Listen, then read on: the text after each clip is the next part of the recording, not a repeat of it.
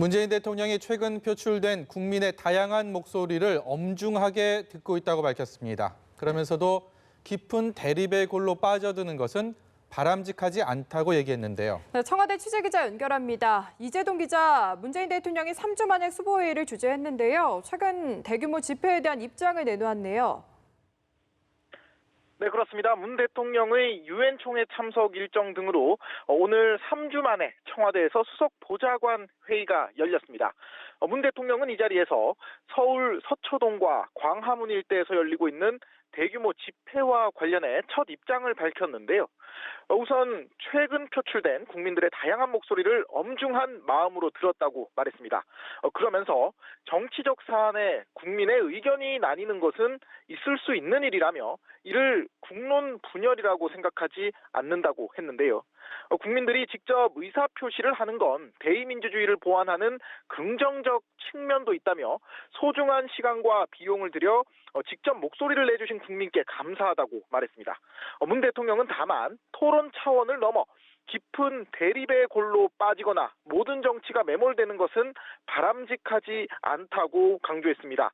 그런 점에서 정치권에는 산적한 국정과 민생 전반을 함께 살펴달라고 당부했습니다. 특히 하나로 모아지는 국민의 뜻은 검찰개혁이 시급하고 절실하다는 것이라며 공수처법과 수사권 조정 법안 등 검찰개혁 법안을 조속히 처리해 줄 것을 요청했습니다. 법무부와 검찰은 크게 보면 한 몸이라며 두 기관에도 개혁의 속도를 낼 것을 지시했습니다.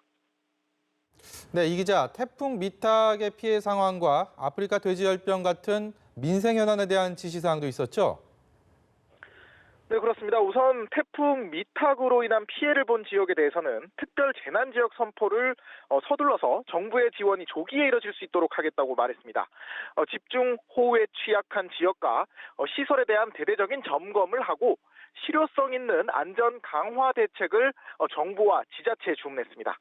최근 아프리카 돼지 열병 사태에 대해서는요, 최우선 과제는 다른 지역, 특히 남쪽으로 확산을 막는 것이라고 강조했습니다. 그러면서 양돈 농가 피해 줄이는 보상금 지급과 생계안정 자금 지원도 세심하게 챙길 것을 주문했고요. 장기적으로는 가축 전염병 바이러스를 연구하는 연구기관 설립 등을 국가적 과제로 검토할 때라고 말했습니다. 지금까지 청와대에서 전해드렸습니다.